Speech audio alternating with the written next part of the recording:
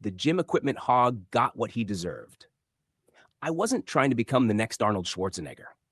I wasn't training for a competition or chasing likes on social media. I just wanted to stay in shape, clear my head after work, and keep my doctor happy. The neighborhood gym was perfect for that. It was small, tucked between a laundromat and a pizza place, and usually half empty in the evenings. The weights weren't fancy, but they got the job done. For a while, it was peaceful. Then he showed up. Every gym has that guy. Ours was Vince. Vince strutted in like the gym was his kingdom. He wore sleeveless muscle shirts, flexed between sets, and slammed his protein shaker down so often it sounded like gunfire. But it wasn't just the attitude, it was how he treated the equipment. Vince didn't use machines, he claimed them. He draped towels over 3 or 4 at once, reserving them like sunbeds at a resort. He'd sit scrolling on his phone for 10 minutes between half hearted sets while people stood nearby waiting. He dropped weights so loudly the mirrors rattled. And if you dared approach something he had his towel on, he'd glare at you like you'd committed a crime. The final straw came one Tuesday. I'd been waiting patiently for the bench press. Vince finished his set, stood up, and stretched. I stepped forward, only for him to toss his towel back down and say, "Still using it, bro." Then he walked away, to flirt with someone across the gym. That was the night I decided I wasn't just going to ignore it anymore. I was going to teach Vince a lesson. The more I watched, the angrier I got. Vince wasn't just inconveniencing me, he was ruining the gym for everyone.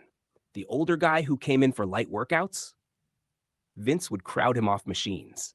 The college kid trying to get in shape, Vince laughed at his form loud enough for everyone to hear. Even the trainers avoided him. They didn't want to deal with the drama. I overheard complaints in the locker room almost daily. "Why does he need 3 machines at once?" someone muttered. "I can't finish my routine with him hogging everything," another said. Everyone hated it, but no one did anything. That's when the idea formed. Maybe I couldn't take Vince head on. He was built like a truck, and I wasn't looking for a fist fight. But there were other ways to fight back. Quieter ways. Smarter ways. Ways Vince wouldn't see coming. I started small. One night, when Vince had his towel draped over 3 different machines, I waited until he wandered off to scroll on his phone again. Then, I quietly took the towel off one and folded it neatly by the dumbbell rack. When he came back 5 minutes later, he looked around in confusion. His claimed machine was occupied by me. "Hey, bro," he said, frowning. "I was using that." "No towel here," I said calmly, finishing my set. He looked at the folded towel, then back at me. For a second, I thought he might blow up, but there were people watching. So he just muttered something under his breath and stormed off. It wasn't much, but it was the first crack in his armor. After that, I started noticing little things. Vince hated when anyone touched his stuff, his shaker bottle, his weight belt, his towels.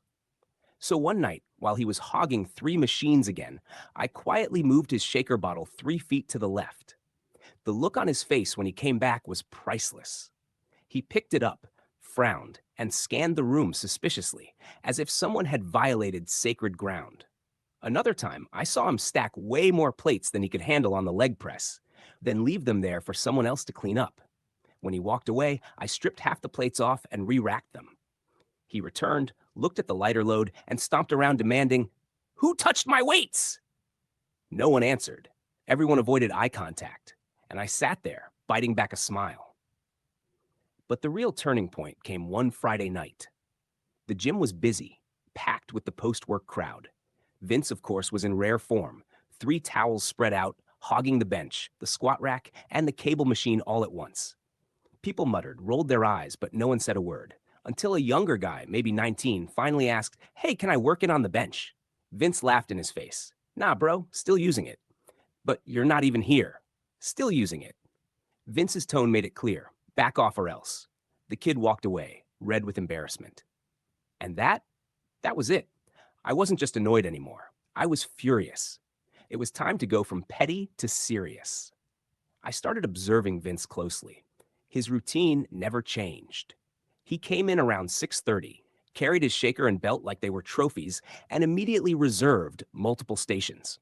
He always started with bench, moved to squats, then spent 20 minutes resting on his phone while everyone else waited. But his biggest weakness? Vanity. Vince loved being the center of attention. He flexed in the mirrors between sets, filmed himself grunting through mediocre lifts, and barked orders at anyone who dared get too close. So my plan was simple: use his ego against him. I started talking to people, quietly, casually, planting seeds. Hey, you notice how Vince never actually finishes his sets? Ever see him re-rack his weights? Yeah, me neither. You know he filmed himself last week struggling with 185 on bench? Little by little, people started to laugh at him instead of fear him. And I wasn't done. The big move came 2 weeks later. I brought my tripod and phone to the gym. Not unusual. Lots of people filmed their workouts. But I wasn't filming myself.